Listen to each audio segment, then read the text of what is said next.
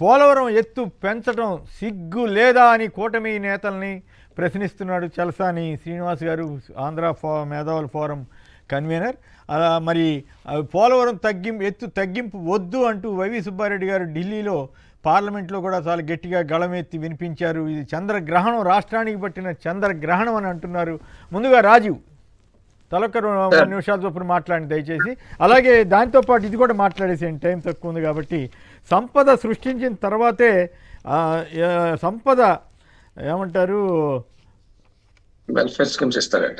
సంపద సృష్టించకపోతే అభివృద్ధిని చౌకబారు అవసరాల కోసం పట్టాలు తప్పించడం సరికాదు.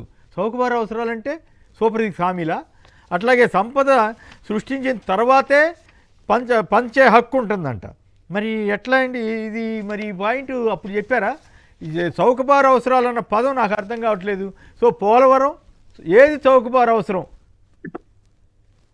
సార్, ముందుగా పోలవరం అనేటువంటిది రాష్ట్రానికి ఒక వరం, అదో జీవనాడి. అందరం కూడా ఎన్నో ఏళ్ళగా వింటున్నటువంటి మాటే. మరీ ముఖ్యంగా ఏమిటంటే మా ఉత్తరాంధ్ర ప్రాంతానికి పోలవరం వల్ల, ముఖ్యంగా విశాఖపట్నానికి నీళ్లు తీసుకురావాలి. Main Polavaram left main canal, right main canal ద్వారా మాకు సంబంధించి మా విశాఖపట్నానికి వచ్చే కెనాల్ పనులు అయితే ఇంకా పూర్తి కానే లేదు. అయితే ఇప్పుడు ఏదైతే ఎత్తు తగ్గిస్తా ఉన్నారో 45.7 మీటర్లలో 150 అడుగుల ఎత్తులో 194 టీఎంసీల నీరు పోలవరంలో నిల్వ ఉండాలి మామూలుగా. అయితే అలా ఉన్నప్పుడు మాత్రమే మా ప్రాంతానికి నీళ్లు వస్తాయి, లేదంటే మా ప్రాంతానికి నీళ్లు రావు ఆ హైట్లో లేకపోతే.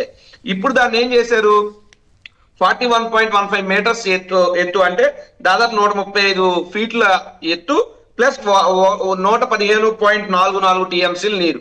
దీన్ని యాక్చువల్లీ ఇది ఎప్పుడు జరిగిందంటే సార్, 28 ఆగస్టు 2024 కేంద్రం నిర్ణయం తీసుకుంది. దాన్ని సెప్టెంబర్ నెలలోనే కేంద్ర ప్రభుత్వం రాష్ట్ర ప్రభుత్వాన్ని తెలియజేసింది. కానీ రాష్ట్ర ప్రభుత్వం కనీసం దాని మీద ప్రతిస్పందించకుండా దాన్ని అంగీకరించేసి ఈ రోజు రాష్ట్రానికి, మరీ ముఖ్యంగా ఉత్తరాంధ్ర ప్రాంతానికి చంద్రబాబు నాయుడు చరిత్రహీనుడిలా మారి తీవ్రమైనటువంటి అన్యాయం చేశాడు. మా ప్రాంతంలో ఉన్నటువంటి ప్రజలు ఎవరు కూడా గుక్కు నీళ్ళకి, ఇప్పుడు మేము బాగానే ఉంటాం సార్, రేపు 20 ఏళ్ళ తర్వాత 10 ఏళ్ళ తర్వాత మా ప్రాంతంలో నీళ్లు కరువు వచ్చి మా ప్రాంతం సర్వనాశనం అయిపోద్ది పోలవరం అనేటువంటిది లేకపోతే. ఈ పాపం ఖచ్చితంగా చంద్రబాబు నాయుడు, ఇప్పటికైనా వాళ్ళు మేల్కోవాలి. మీకు ఇంకో విషయం చెప్తున్నాను సార్, ఉత్తరాంధ్ర అంటే జలగ తెలంగాణ కంటే కూడా, అంటే తెలంగాణ రాష్ట్రం ఇమ్మని అడిగినప్పుడు ఈ ఆంధ్ర రాష్ట్రం మొత్తంలో ఏ ప్రాంతాలు వెనకబడ్డాయని శ్రీకృష్ణ కమిటీ ఒక నివేదిక తయారు చేస్తే వాళ్ళు ప్రాంతాలన్నీ తిరిగితే తెలంగాణ కంటే కూడా వెనకబాటు గురైనటువంటి ప్రాంతం మా ఉత్తరాంధ్ర ప్రాంతం సార్. ఆకలి కేకల నుండే శ్రీకాకుళం జిల్లా అరవల నుంచే నక్సలిజం, కొండపల్లి సీతారామయ్య గారు పుట్టినటువంటి చరిత్ర మా ఉత్తరాంధ్ర ప్రాంతాన్ని. అటువంటి ఉత్తరాంధ్ర ప్రాంతానికి గతంలో ఏం జరిగింది, ఇప్పుడు ఏం జరిగింది అన్నది ప్రజలు గమనించాలని చెప్పి నేను విన్నవిస్తున్నా. ఎందుకంటే జగన్మోహన్ రెడ్డి గారు ముఖ్యమంత్రి అయిన తర్వాతే పాడేరుకు మెడికల్ కాలేజ్, నర్సీపట్నానికి మెడికల్ కాలేజ్, విజయనగరానికి medical college, Mulapeta port, Infosys, TCS, Yokohama tyres, Uddanam drinking water project, Uddanam kidney research centre hospital, లేదు తీసుకుంటే స్టీల్ ప్లాంట్ ని ప్రైవేట్ పరం కాకుండా ఉద్యమ రూపంలో అడ్డుకోవడం కానీ, రైల్వే జోన్ తీసుకురావడం కానీ, ఇవి ఇన్ఆర్బిట్ మాల్ కానీ, ఎన్ఏడి ఫ్లైఓవర్ కానీ, సిఆర్ఏ మ్యూజియంలు కానీ, నగర ఉత్తరాంధ్ర ప్రాంతం అభివృద్ధి కానీ, పరిపాలన వికేంద్రీకరణ 3 జిల్లాలు 6 జిల్లాలు చేసి 3 ఎస్పీలు 3 కలెక్టర్లను పెట్టి పరిపాలన వేగవంతం చేయడం కానీ, ఇవన్నీ జగన్మోహన్ రెడ్డి గారు ఉత్తరాంధ్ర కోసం చేశారు sir. But it's our bad fate. ప్రజలు తీసుకున్నటువంటి ఒక తప్పు నిర్ణయం. అది ప్రజలు అత్యాశకు పోయారా, లేదా ప్రజలు నమ్మారా, లేదా జగన్మోహన్ రెడ్డి గారి కన్నా ఎక్కువ ఇస్తారని చెప్పి ఆలోచన చేశారా ఏమో తెలియదు. కానీ ప్రజలు ఇచ్చినటువంటి తీర్పు వల్ల ఎంత అభివృద్ధి చెందినటువంటి ఉత్తరాంధ్ర ఈ రోజు మీరు చూడండి. Railway zone KR line, KK line లేకుండా పోయింది. అదే విధంగా పోలవరం సర్వనాశనం అయిపోయింది. Steel plant మూసేస్తున్నారు. ఉత్తరాంధ్రకి జీవనాడి సుజల స్రవంతి అంటారు. మరి నేను అడుగుతున్నా, ఇప్పుడు ఆ కూటమి ప్రభుత్వం నాయకత్వం ఉన్నటువంటి కొనతాల రామకృష్ణ గారు మాజీ మంత్రి, ఆయన మాట్లాడితే సుజల స్రవంతి అని చెప్పి, సంతకాల సేకరణ అని చెప్పి వీధి వాడ తిరిగారు. పెద్ద ఆయన అంటే నాకు గౌరవం ఉంది. కానీ మీ ప్రతిస్పందన ఏది? మీరు ఎందుకు మౌనంగా ఉన్నారు?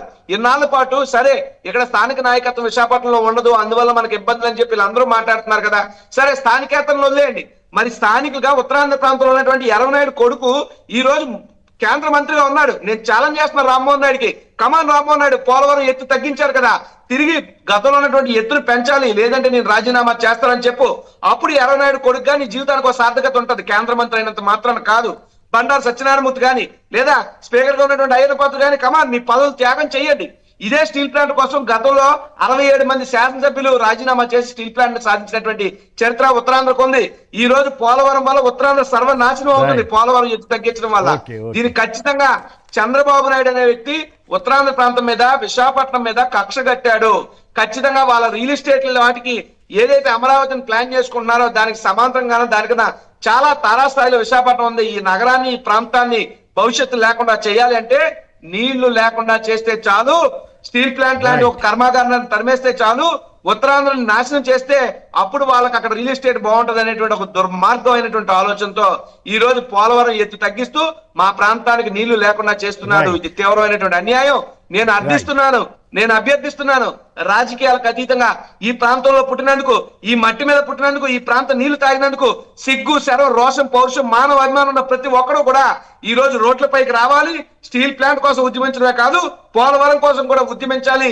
పోలవరం ఎత్తుని మళ్ళీ ఆ స్థాయిలోనే, పై స్థాయిలో అంటే తగ్గించకుండా ఇంతకు ముందు ఉన్నటువంటి స్థాయిలోనే పోలవరం ఎత్తును ఉంచేలాగా కేంద్రం మీద ఒత్తిడి పెంచే విధంగా ఉద్యమ కార్యాచరణ రూపొందించాలి. అందరం కలిపి జేఏసీగా ఏర్పడాలి. లేదు అంటే రాజకీయాలు ఈ రోజు ఉంటాయి, రేపు పోతాయి. నాయకులు ఈ రోజు మనం పుడతాం, రేపు చేస్తాం. భవిష్యత్తు తరాలు చరిత్ర మొత్తం కూడా చీ కొడుతూనే ఉంటది. మనం క్షమించడానికి నేరం, ద్రోహం చేసిన వాళ్ళు అవుతాం. చంద్రబాబు నాయుడు గారు మీరు తప్పుని సరిదిద్దుకోమని చెప్పి నేను డిమాండ్ చేస్తా ఉన్నాను ఆయన్ని.